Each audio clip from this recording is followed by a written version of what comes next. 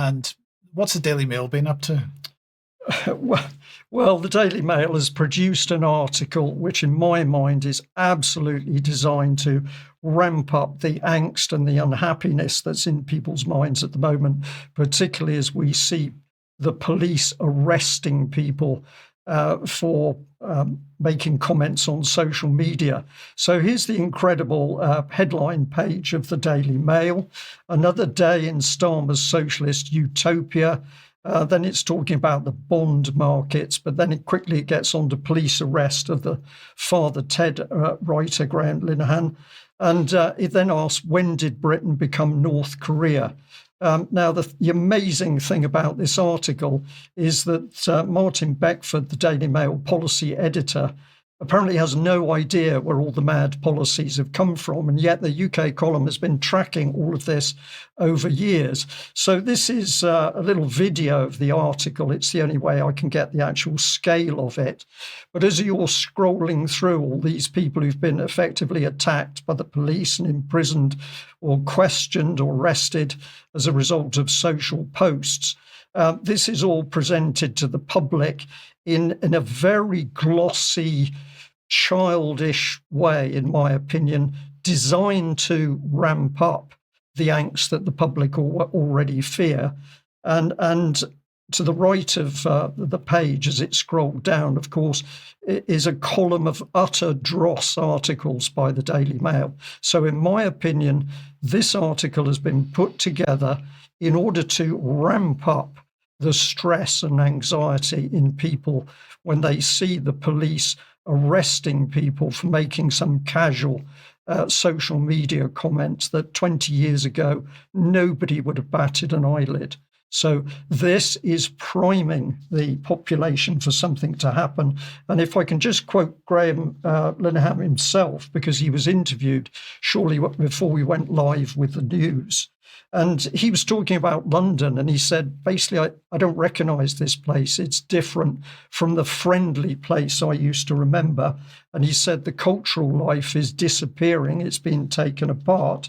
And he said the tensions that he feels, that he knows that other people feel, are growing. And he then says something is going to blow, and that is going to happen next year. Now, I'm not sure why he says next year, Mike, but what I do think is significant is he is also realising that public emotions are being played, and the Daily Mail has not got a leg to stand on because we told them years ago, but I'll come on to that in a minute. Yep, keep going. Sorry, well, just to show these two bits, essentially there were comments. So this was J.K. Rowling that the paper printed. She used some bad language, but basically said, what the F has the UK become? This is totalitarianism, utterly deplorable. And this is the really sad stuff. We got Neil O'Brien, Piers Morgan and Robert Jenrick commenting.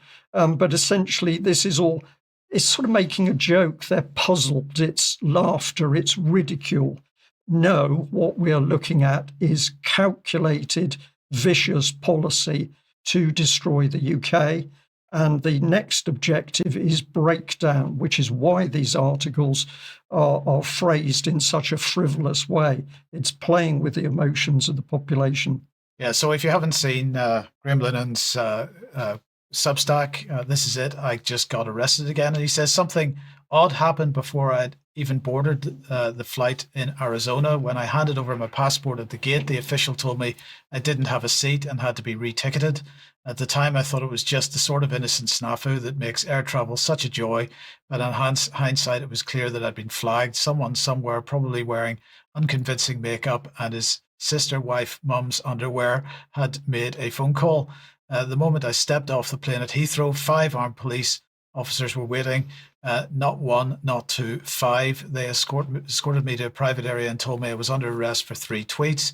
In a country where paedophiles escape sentencing, where knife crime is out of control, where women are assaulted and harassed every time they gather to speak, the state had mobilised 5 armed officers to arrest a comedy writer for this tweet. And no, I promise you, I'm not making this up, is what he said. So this was the first of the 3 tweets. The other 2 tweets by the way, were not as quite as sort of graphic as this. But he said here, if a trans-identified male is in a female-only space, he's committing a violent, abusive act. Make a scene, call the cops, and if all else fails, punch him in the balls.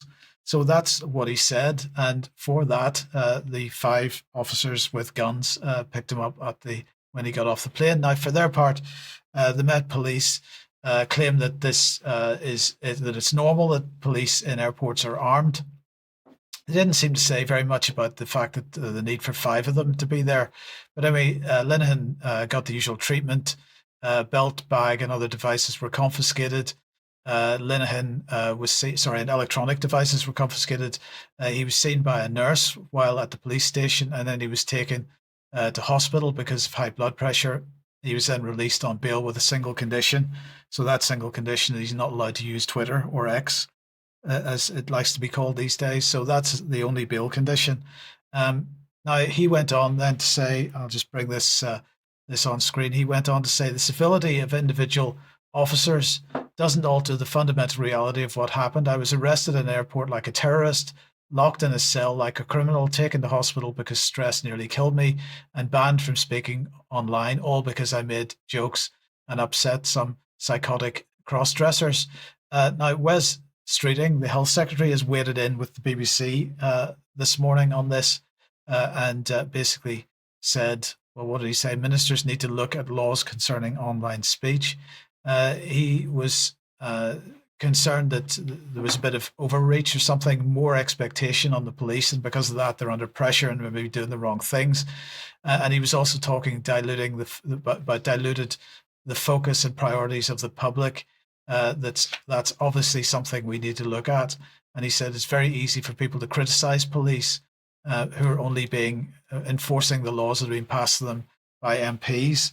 Well, part of the problem here perhaps is that those laws are so vaguely defined that the police are basically left to make things up as they go along, and they're clearly making the wrong decisions. If that's what they're doing, perhaps it's much more likely that they're making the right decisions, or at least the decisions that they're being told to make in the first place, because there's clearly a lot going on behind the scenes here, Brian.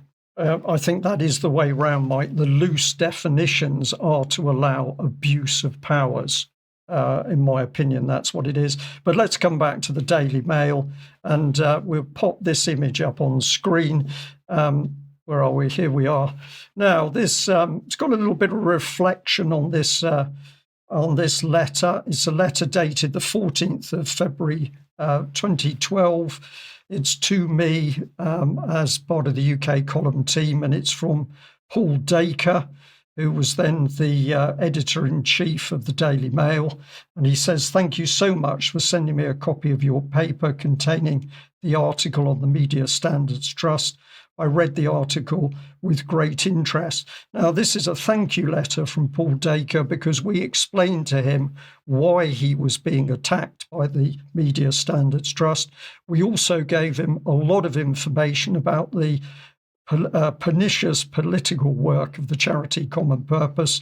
And as a result of that, about 2 months later, the Daily Mail on a Saturday morning printed 9.5 full pages of information around Common Purpose. And that was what, like 90% of our research in the background. Now, the point we're making is that we told the Daily Mail in 2012 exactly what was happening under the surface. The country was being taken apart from the inside. And perhaps on top of that, very importantly, the woke agenda, diversity, and all the rest of it was being used as the weapon to destroy and cause friction in the UK public. But despite giving it to the Mail, they did the one big splash on the Saturday. And then, of course, none of their investigation team continued to dig in order to find the policy, which their own policy editor in this latest article just doesn't seem to understand what's happening. I'm going to use the word pathetic, Mike. I find this utterly pathetic. And I wonder whether it's because the policy editor has brought in Sun standards, the Sun newspaper standards, to the Daily Mail, that we're seeing this crass situation with the reporting. We'll talk more about that in extra as well. Certainly will. Sandy, let's welcome you back.